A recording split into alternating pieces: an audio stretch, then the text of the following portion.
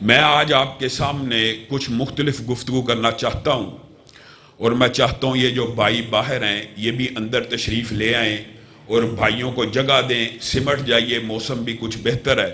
یہ جو بھائی باہر کھڑے ہیں سامنے آ جائیں۔ نبی کریم صلی اللہ علیہ وسلم سے محبت اگر اپنے ماں باپ، اپنی آل اولاد، اپنی جان سے بڑھ کے نہ ہو، بندہ مومن نہیں ہوتا، یہ بات آپ کو پتہ ہے۔ اور نبی کریم کا مقام و مرتبہ کتنا ہے، بعدد خدا بزرگ، توئی قصہ مختصر، نبی کی ظاہری صورت، سیرت، یہ سب تذکرے آپ سنتے آئے ہیں۔ لیکن آج آپ نے یہ بات سمجھنی ہے کہ جس نبی کا مقام عرب انسانوں سے زیادہ ہو، جس نبی کا مقام انبیاء ساروں سے افضل ہو، جو نبی سارے انبیاء کا امام ہو، عقیدہ ہے کہ نہیں؟ مسجد اقصی میں امامت کروائی کہ نہیں؟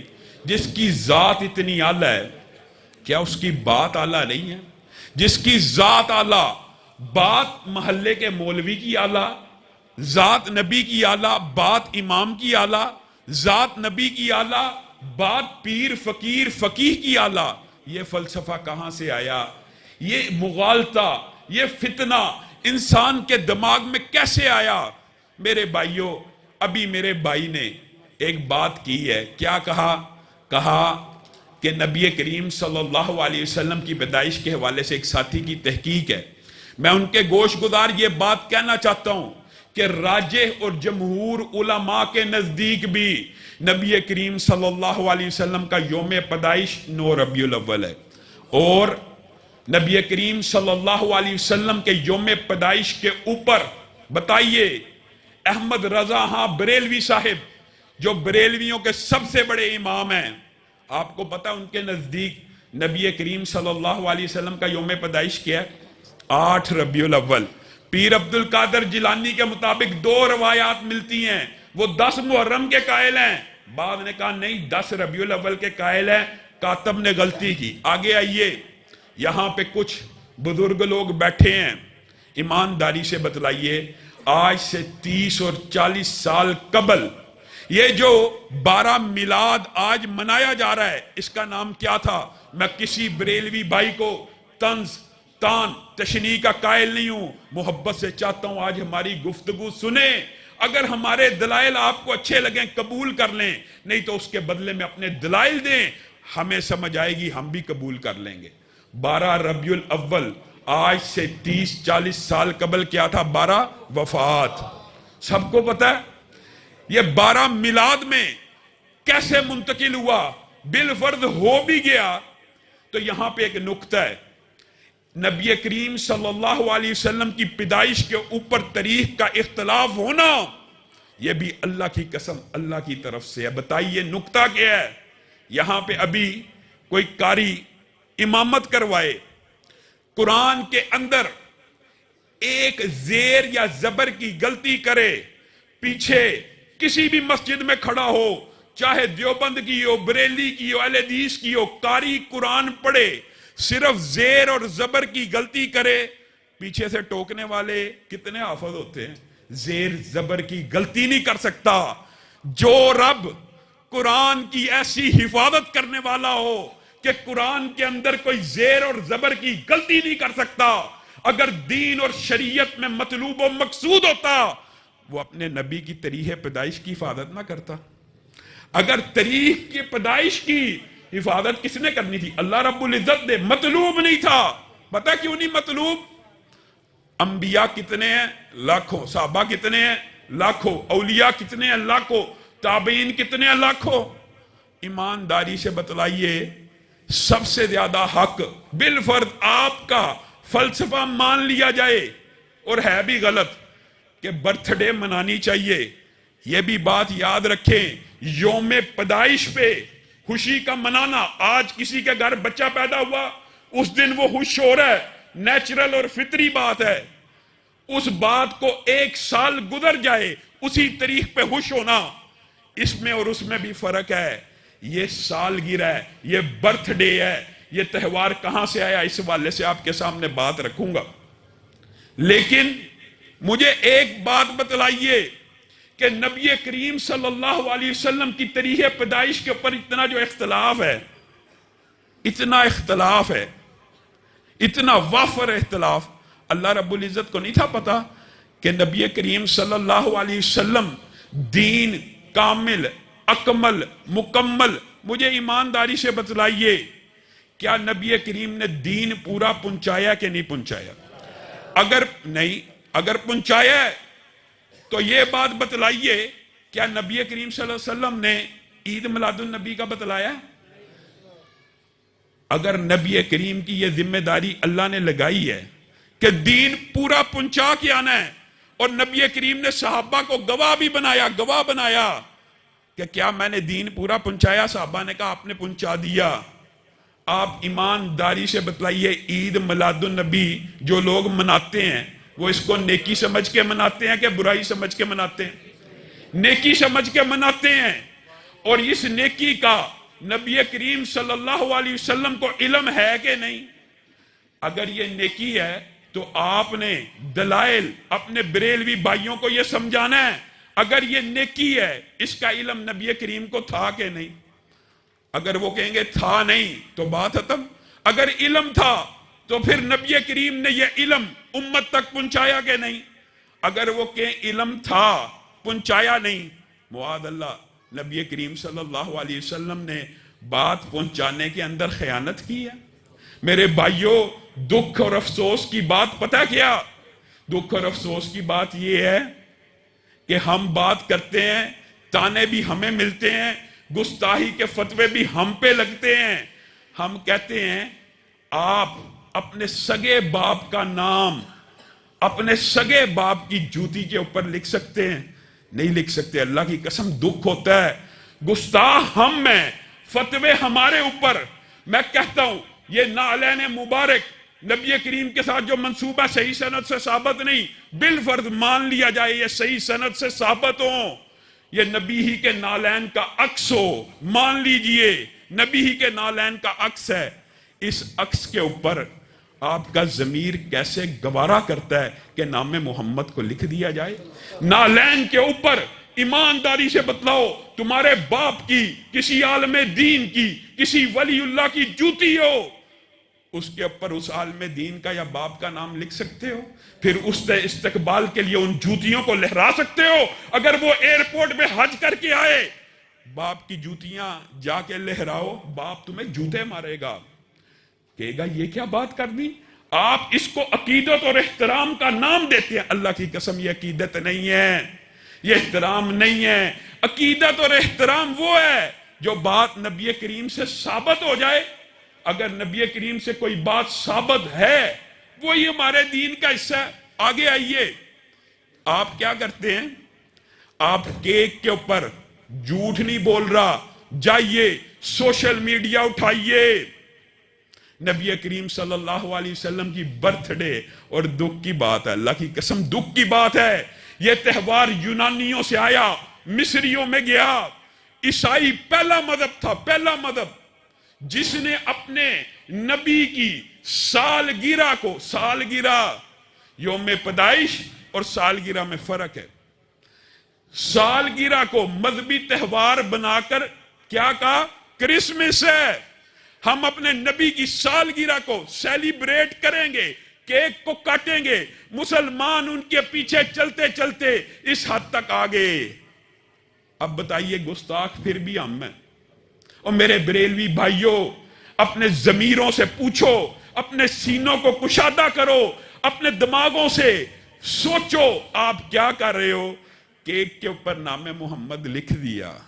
جھوٹ بولنا عیب ہے، میں سمجھتا ہوں جھوٹ کے اوپر اللہ کی لعنت ہے۔ اللہ کی قسم سوشل میڈیا کے اوپر ویڈیو موجود ہے، نام محمد کیک کے اوپر لکھا ہوا ہے، پھر اس نام کے اوپر چھری کو چلا دیا، پھر اس نام کے اوپر چھری کو چلا دیا۔ ہم مقدس اوراق کو پانی میں پھینکیں، مٹی میں دبانے کی کوشش کریں، ہمارے پہ پرچہ ہو جاتا ہے، اور آپ نام محمد اپنے ہاتھ سے لکھ کر اس کے اوپر چھری کو چلا دیں، پیٹ میں لے جائیں۔ آپ تو نہیں کر رہے۔ یہ افسوس اور دکھ کی بات ہے۔ نبی کریم صلی اللہ علیہ وسلم نے علی کو کیا کہا تھا صلح حدیبیہ پہ؟ یہ کاٹ دو رسول اللہ، یہ لفظ آگے محمد بن عبداللہ لکھ دو۔ علی نے کہا یہ میری جسارت نہیں ہے کہ میں پینسل سے بھی مٹا دوں، تم نام کے اوپر چھری کو چلا دیتے ہو اور پھر کہتے ہو تمہیں محبت ہے۔ نہیں میرے بھائیوں، تمہیں غلطی لگی، تمہیں ٹھوکر لگی، تم نے یہ عید، اس کا نام عید رکھا۔ میرے بھائیوں اس کا نام عید ہے، اور میرے نبی کیا کہتے ہیں؟ نبی کہتے ہیں میں پیر کے دن پیدا ہوا، میں پیر کے دن پیدا ہوا۔ نبی کریم صلی اللہ علیہ وسلم کا اسوہ تیرے اور میرے لیے نمونہ ہے۔ اگر تو نبی کا میلاد جیسے نبی نے منایا ویسے منانا چاہتا ہے تو سن، نبی کریم صلی اللہ علیہ وسلم نے کہا میں پیر کو پیدا ہوا، میں پیر کے دن روزہ رکھتا ہوں۔ اور یہ سالگرہ کا کنسپٹ نہیں ہے، یہ کنسپٹ کیا ہے؟ ہفت روزے کا۔ جس نے نبی کریم صلی اللہ علیہ وسلم کی طرح اس دن شکرانہ ادا کرنا ہے کہ اللہ کے نبی پیر کو آئے، پیر کو پیدا ہوئے، پیر کو مبعوث ہوئے، آئیے جس نے شکرانہ ادا کرنا ہے وہ روزے کو رکھے۔ اللہ کی قسم کوئی اہل حدیث عالم آپ کے اوپر اعتراض کر جائے ہم ذمہ دار ہیں، نہیں کر سکتا، یہ نبی کا اسوہ ہے۔ اب یہاں پہ بھی ایک نکتہ ہے، بتائیے کیا نکتہ؟ یہ ہے کہ پیر کے دن نبی کریم نے روزہ رکھا ہے، عید کے دن روزہ ہوتا ہے۔ اگر یہ دن عید کا دن ہو تو اس دن روزہ، اللہ معاف کرے، اللہ معاف کرے، عید کے دن کس کا روزہ ہوتا ہے؟ سب کو پتا ہے یہ کیا فلسفہ ہے؟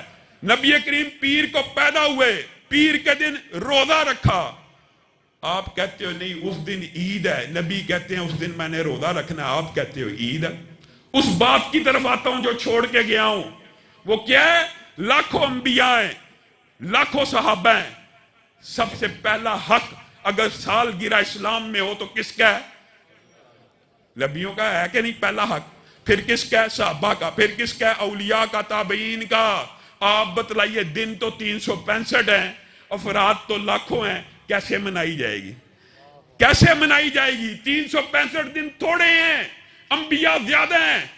اور میرے بھائیوں اللہ کی قسم تم سالگرہ کی بات کرتے ہو، اللہ رب العزت نے انبیاء کی قبروں کو بھی محفوظ نہیں رکھا۔ محفوظ رکھنے سے مراد یہ نہیں کہ معاذ اللہ ان کے اجساد کو مٹی نے کھا لیا۔ ہمارا یہ عقیدہ ہے کہ انبیاء جتنے بھی ہوتے ہیں ان کے جسموں کو مٹی نہیں کھاتی، خلط کر دیا گیا۔ کیا مطلب؟ 1,00,000 سے زائد انبیاء ہیں، 1,00,000 سے زائد انبیاء ہیں۔ آپ بتلائیے ان میں سے کتنے نبیوں کی قبریں معلوم ہیں؟ آپ کو پتا کتنے نبیوں کی قبریں معلوم ہیں؟ کوئی اوتھینٹسٹی سے تصدیقاً اور سچ معنوں میں، صحیح معنوں میں نشاندہی کرنا چاہے تو 10 کے قریب انبیاء ہیں کہ جن کے بارے میں یہ کہا جاتا ہے فلاں کی قبر فلاں جگہ، فلاں کی قبر فلاں جگہ۔ ہاں یہ ضرور پتا ہے کہ سینکڑوں انبیاء اس خطے میں دفن ہوئے، سینکڑوں انبیاء اس خطے میں دفن ہوئے۔ واحد نبی کریم صلی اللہ علیہ وسلم ہیں جن کی قبر کے بارے میں یقین ہے کہ یہ یہیں پہ دفن ہوئے۔ آپ بتلائیے اگر قبریں شریعت کا مطلوب اور مقصود ہوتی تو کائنات کی کون سی ہستیاں ہوتی جن کی قبریں اللہ تعالیٰ لوگوں کے سامنے آشکار کر دیتا؟ انبیاء کی قبریں۔ اگر واقعی مزار بنانا دین اور شریعت ہوتا تو انبیاء اس لائق تھے کہ ان کے مزار بنتے۔ ان کی قبریں اللہ نے بلا دی، ان کی قبریں اللہ نے خلط کر دی۔ لیکن تیرا ولی اس کا مزار بننا چاہیے، اس کا مقبرہ اچھا بننا چاہیے۔ یہ کہاں سے آیا فلسفہ؟ میرے بھائیوں عید میلاد النبی کا یہ جو سارے کا سارا فلسفہ ہے یہ باطل ہے، یہ غلط ہے۔ اس کے دلائل ہیں، علماء آپ کے سامنے دلائل رکھتے چلے جائیں گے، لیکن میں آج آپ کے سامنے یہ بات کہنا چاہتا ہوں، ہمارے بھائی جن کو یہ کہا جاتا ہے کہ یہ بدعت ہے، اس کا دین اور شریعت سے تعلق نہیں ہے، یہ نیکی سمجھ کے کرتے ہو، نیکی سمجھ کے کرتے ہو۔ نبی کریم صلی اللہ علیہ وسلم نے کوئی اس نیکی کا علم نہیں تھا، اس کا کیا جواب دے سکتے ہیں؟ یہ علم تھا، بتلائیے، پوری امت کے فقیہ جمع ہو جائیں، اللہ کی قسم کسی عالم نے یہ نہیں کہا، چاہے وہ بریلوی کا ہو، دیوبند کا ہو، اعتراف کرنا چاہیے۔ اور انہوں نے اعتراف کیا کہ واقعی نبی کریم نے نہیں بنائی، نبی کریم نے نہیں بتلائی، صحابہ نے نہیں منائی، صحابہ نے نہیں بتلائی، تابعین نے نہیں منائی، تابعین نے نہیں بتلائی، کس نے منائی ہے؟ سبطین شاہ نقوی صاحب اپنا ایک واقعہ بیان کرتے ہیں کہ میرے ساتھ کسی بریلوی عالم کی بات ہوگی، میں نے کہا نہ نبی نے منائی، نہ صحابہ نے منائی، نہ تابعین نے منائی۔ اس نے کہا ہاں انہوں نے نہیں منائی، لیکن ایک دلیل ہے ہمارے پاس۔ کیا دلیل ہے؟ ابو لہب نے منائی ہے۔ پیدائش کے دن جو خوشی منائی اس کو منطبق کیا سالگرہ پہ۔ سبطین شاہ نقوی صاحب کہتے ہیں آپ کیوں نہیں مناتے؟ سبطین شاہ صاحب سے اس بریلوی عالم نے پوچھا آپ کیوں نہیں مناتے؟ سبطین شاہ صاحب نے پوچھا آپ کیوں مناتے ہیں؟ کہا ابو لہب نے منائی۔ کہا آپ کیوں نہیں مناتے؟ کہتا ابو لہب نے منائی۔ تم کس لیے نہیں مناتے؟ اس لیے کہ ابو لہب نے منائی۔ ابو لہب ہمارے لیے حجت ہے۔ آگے آئیے، یہ جو حدیث اور روایت پیش کی جاتی ہے ابو لہب کے بارے میں کہ اس نے ایک لونڈی کو آزاد کیا، کسی شخص نے خواب دیکھا، کسی مجہول الحال شخص نے یہ خواب دیکھا کہ ابو لہب کو مرنے کے بعد ایک ہاتھ کے پیچھے جو جگہ ہوتی ہے اس میں پانی پلایا جاتا ہے۔ اس بندے کا نام کیا ہے؟ اٹھائیے حدیث، معلوم نہیں۔ کون ہے وہ شخص؟ معلوم نہیں۔ خواب حجت ہوتے ہیں غیر نبی کے، آپ کو پتہ ہونا چاہیے۔ کسی غیر نبی نے کوئی خواب دیکھا وہ حجت ہوتا ہے، وہ شرعی دلیل ہوتا ہے؟ نہیں۔ ویسے بھی یہ بات قرآن کے خلاف ہے۔ جس ہاتھ کے بارے میں اللہ رب العزت کیا کہتا ہے؟ تبت یدا ابی لہب و تب، ابو لہب تیرے دونوں ہاتھ ٹوٹے، تو کہتا ہے وہ ہاتھ سلامت ہے اور اس کے اندر پانی مل رہا ہے۔ اللہ کہہ رہا ہے یہ ٹوٹ چکا ہے ہاتھ، اور آپ کہتے ہو نہیں نہیں اس کا ہاتھ سلامت ہے، اس کے پیچھے پانی مل رہا ہے۔ یہ دلائل یہ کہاں سے گڑے؟ جب آپ مان گئے کہ یہ عبادت ہے، یہ دین ہے، یہ نیکی ہے، پھر اس عبادت، دین اور نیکی کا ثبوت نبی کریم سے ملنا لازم ہے۔ آگے سے کہتے ہیں منع کی دلیل ہونی چاہیے۔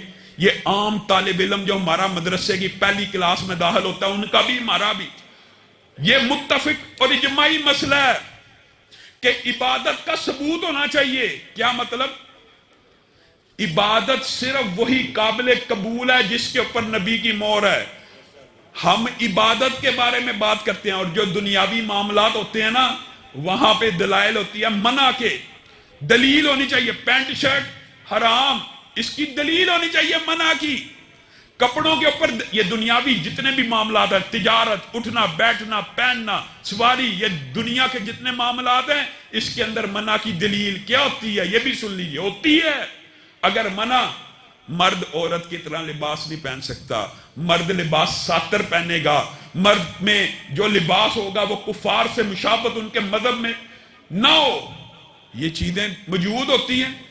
عبادت جو بھی ہوگی، عام اجماع اس بارے میں کیا کہ عبادت کے اوپر نبی کریم کی مہر ہوگی تبھی وہ عبادت ہوگی۔ وجہ کیا ہے؟ وجہ اس بات کی وجہ کیا ہے؟ وجہ یہ ہے کہ نبی کریم صلی اللہ علیہ وسلم فتح مکہ کے بعد عرصہ گزر گیا، دین کی تبلیغ کرتے رہے۔ حجۃ الوداع کا موقع آیا، نبی کریم صلی اللہ علیہ وسلم نے جب صحابہ کو گواہ بنایا، دین پورا پہنچا دیا، صحابہ نے کہا پورا پہنچا دیا۔ اللہ رب العزت نے کیا آیت نازل کی؟ الیوم اکملت لکم دینکم، آج کے دن تمہارا دین مکمل ہو گیا ہے۔ اور نبی کریم کون ہے؟ حریص علیکم بالمؤمنین رؤوف الرحیم۔ اس آیت کا ترجمہ کیا بنتا ہے؟ حریص ہیں کس بارے میں؟ کہ اللہ میری ساری امت جنت میں چلی جائے۔ وہ چاہتے ہیں میں اور آپ جنت میں چلے جائیں۔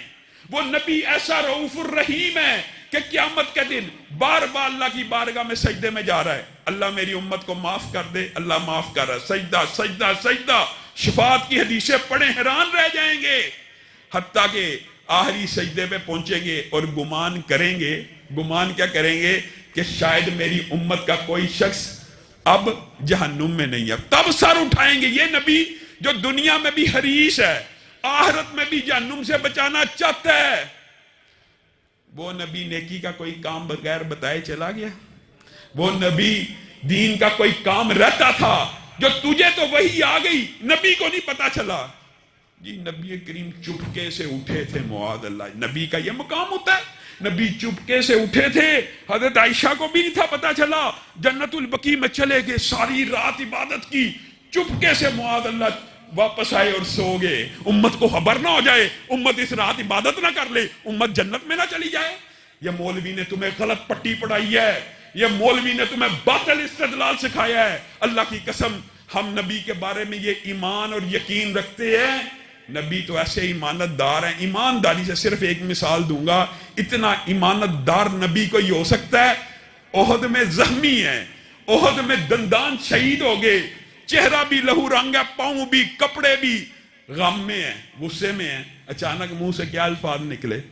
الفاظ نکلے، اللہ اس قریش قوم کو کیسے معاف کرے گا جو اپنے نبی کو زخمی کرتی ہے؟ 3 ساتھیوں کا نام لیا، اللہ ان تینوں کو کیسے معاف کرتا ہے؟ جو اپنے نبی کے دندان مبارک کو شہید کر دیں، جو نبی کا لہو لہان کر دیں، اللہ اس قوم کو کیسے معاف کرے گا؟ بتائیے، نبی زخمی ہیں، دل سے یہ بات نکل سکتی تھی نا، آسمان سے وحی آئی، لیس لک من الامر شیء۔ پیارے حبیب، آپ نے جو بات کی ہے اس کے ساتھ آپ کا کیا تعلق ہے؟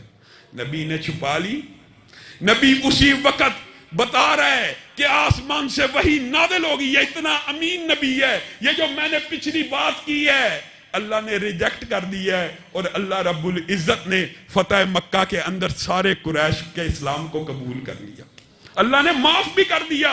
اللہ نے نبی کو کہا تجھے اس بات سے تیرا کیا تعلق، یہ اللہ کی مرضی ہے۔ نبی چھپا گئے، نبی قریش مکہ کے سامنے کھڑے ہیں، ان کو تبلیغ کر رہے ہیں، نبی نہ ام مکتوم لائن میں ہیں، آسمان سے وحی آ گئی، عبس وتولی۔ نبی چھپا سکتے تھے، کچھ دیر تخیر کر سکتے تھے، کچھ دیر پینڈ ہو سکتی تھی کہ یہ میرے اتنے بڑے بڑے سرداران ہیں، ان کے سامنے کہیں دل آزاری نہ ہو جائے۔ اللہ کی قسم نبی نے ایسا نہیں کیا، کہا عبس وتولی، آسمان سے وحی آ گئی ہے، تمہاری طرف منہ نہیں کروں گا، اس کی طرف کروں گا۔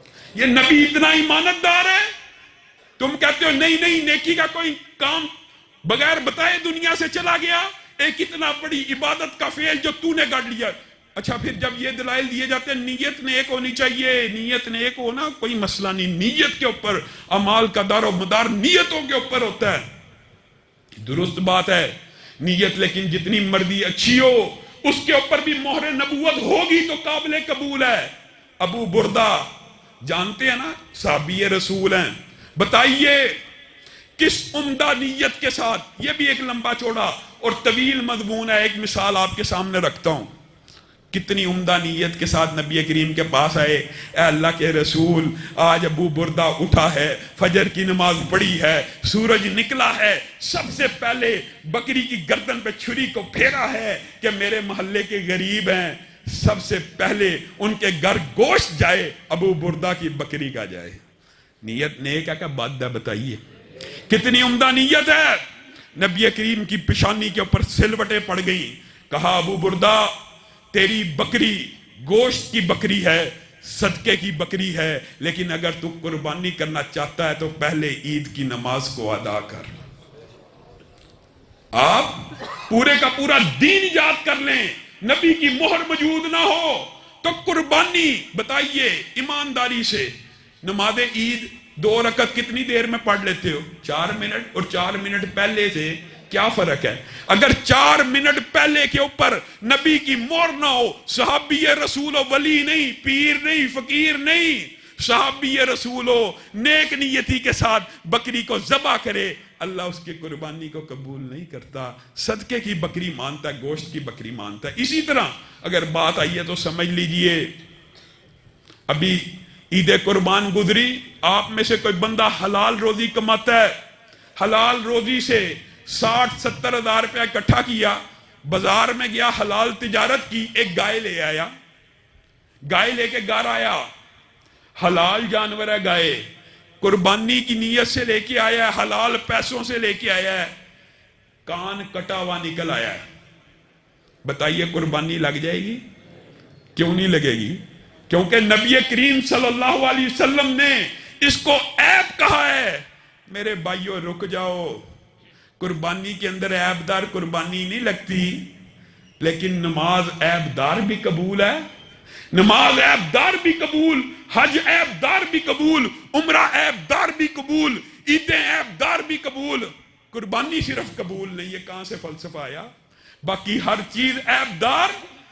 حلاد بن رافع کا واقعہ دین میں آ گیا ہے، اللہ کی قسم نماز کی بات آئی ہے نا، بعض ساتھی کہتے ہیں بڑے متشدد ہو آپ لوگ، آپ حدیث رسول صلو کما رأیتمونی اصلی کے اوپر ٹک جاتے ہو، ویسے ہی پڑھنی ہے جیسے رسول اللہ نے پڑھی۔ اور میرے بھائیو، صحابی رسول نماز پڑھنے کے لیے آیا ہے، نبی کریم نے کہا ارجع فصلی فإنک لم تصلی، واپس لوٹ جائیے، نماز کو دوبارہ ادا کیجیے۔ آپ نے نماز کو ادا ہی نہیں کیا، پھر آیا، پھر یہی ڈائلاگ، پھر آیا، پھر یہی ڈائلاگ۔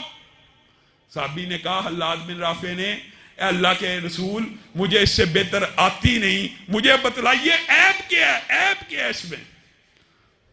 تم ہم سے واجبات فرائض ان کی بات کرتے ہو، ایمانداری سے بتاؤ نبی کریم نے کیا کہا کہ جب تم رکوع کرو اعتدال سے کیا کرو، پوری کمر سیدھا کیا کرو، جب رکوع سے سر اٹھاؤ سیدھے سکون سے کھڑے ہو جایا کرو، اعتدال سے کھڑے ہو جایا کرو، سجدہ کرو اعتدال کرو۔ نبی کریم یہ جو اعتدال بتا رہے ہیں آپ کی فقہ میں، یہ اعتدال کیا ہے؟ یا امت کے اندر یہ اعتدال کیا ہے؟ سنت ہے، سنت ہے، فرائض واجبات کی بات نہیں کر رہا۔ صلو کما رأیتمونی اصلی ہمارے نزدیک فرض اور واجب ہے کہ نماز اسی طرح ہوگی جیسے رسول اللہ کو پڑھتے دیکھا۔ میرے بھائیو، رسول اللہ نے ایک مرتبہ زندگی میں حج کیا، وہ حج محفوظ ہے۔ نبی نے 13 سال باجماعت امامت کرائی، ہزاروں صحابہ نے دیکھی، وہ نماز محفوظ، اس کا ہر عمل محفوظ نہیں ہے، باطل آپ کو سوچ اور فکر دی گئی ہے۔ اللہ کی قسم نبی کی ہر نماز کا حصہ محفوظ ہے، ہر حصہ محفوظ ہے۔ نبی کریم کہہ رہے ہیں تو نے اعتدال نہیں کیا، اور یہ کسی مولوی کا فتویٰ نہیں، نبی کا ہے۔ آئیے، حضرت حذیفہ بن یمان نے ایک تابعی کو اسی طرح دیکھا، اور بعض روایات کے اندر ہے وہ بھی صحابی تھے، کیا دیکھا؟ اسی طرح نماز پڑھ رہے تھے جیسے حالات پڑھتے ہیں۔ حذیفہ نے کہا آپ نے نماز کو ادا نہیں کیا، دوبارہ کیجئے۔ کہا میں تو 40 برس سے ایسے ہی نماز پڑھ رہا ہوں۔ حضرت حذیفہ نے کہا اللہ کی قسم اگر آپ 40 برس سے یہ نماز پڑھ رہے ہیں تو آپ سمجھے آپ نے نماز پڑھی ہی نہیں۔ یہ مولوی کا فتویٰ نہیں ہے، یہ ایک صحابی کا فتویٰ ہے۔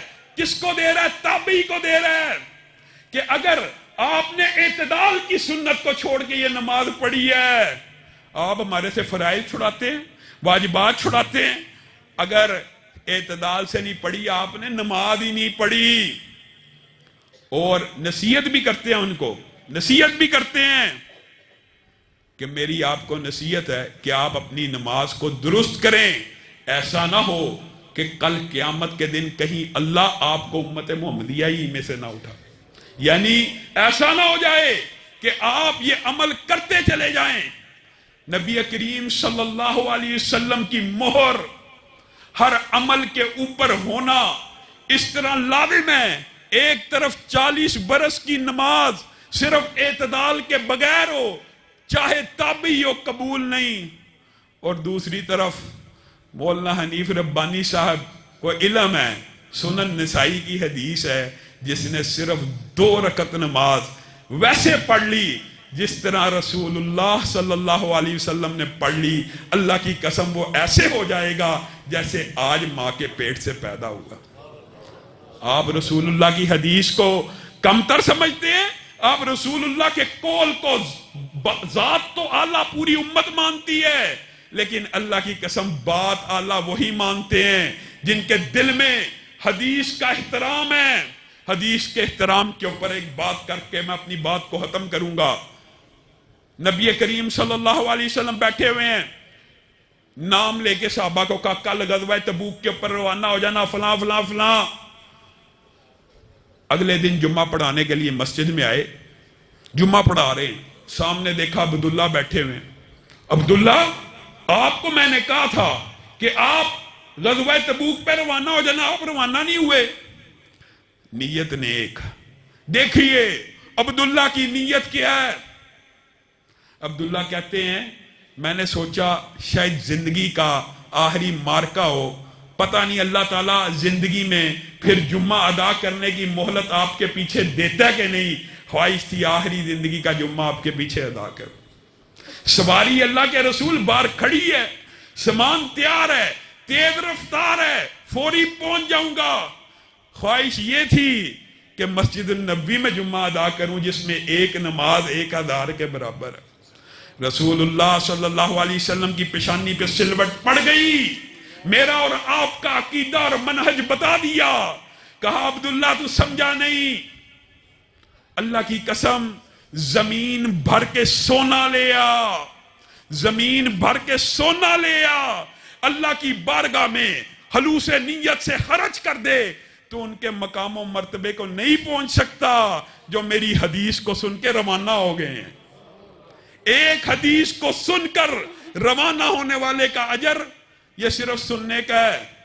اور میرے بھائی پڑھنے کے بعد بھی کیا کہتے ہیں، میں کسی مولوی سے جا کے تحقیق کرتا ہوں، ہاں بخاری شریف کے اوپر واقعی اعتراض نہیں، ہاں رفع دین لکھا ہوا، واقعی لکھا ہوا، پھر بھی میں تحقیق کروں گا. تحقیق کرنی چاہیے، لیکن جہاں پہ قول رسول فرمان رسول آ جائے وہاں پہ نظر جھک جانی چاہیے. اللہ کی قسم صحابہ نبی کے ہر عمل کو، ہر فعل کو، ہر قول کو اس طرح حجت سمجھتے تھے جیسے عمر یالا بن امیہ طواف کر رہے ہیں خانہ کعبہ کا، فرتے جذبات میں آگے رکن یمانی کو آ سکتا ہے انسان جذبات میں، جا کے گلے کو لگا لیا، رکن یمانی کے ساتھ گلے لگ گئے.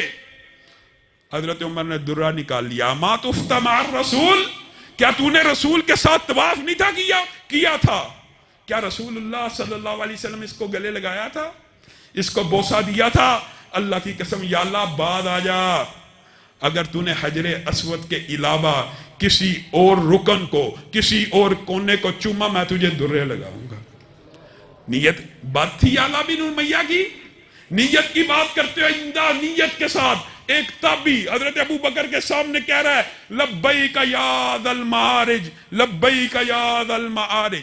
ذی المعارج اللہ کی صفت ہے کہ نہیں؟ اچھی صفتوں میں سے، اعلیٰ صفتوں میں سے ہے کہ نہیں؟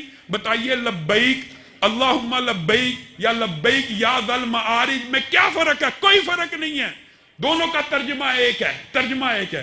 اے اللہ میں حاضر ہوا، اے بلندی والے رب میں حاضر ہوا، کوئی فرق نہیں. حضرت ابو بکر نے درہ نکال لیا، کہا تجھے رسول اللہ کی تلبیہ نہیں پتہ ہے رسول اللہ کیا کہتے تھے؟ کہا لبیک اللہم لبیک کہتے تھے. کہا اللہ کی قسم اگر تو نے لبیک اللہم لبیک کی جگہ صرف ذل معارج لگایا تو ابو بکر تجھے درے لگائے گا. بتائیے یہ ہمارا عقیدہ، یہ ہمارا منہج. آئیے کوئی عمل جس کے اوپر رسول اللہ کی مہر ہو، رسول اللہ نے زندگی میں ایک مرتبہ بھی کیا ہو، اللہ کی قسم کبھی بھی اگر ہم اس کے خلاف بات کر جائیں تو ہم ذمہ دار ہیں. سبحان ربک رب العزت عما یصفون وسلام علی المرسلین والحمد للہ رب العالمین.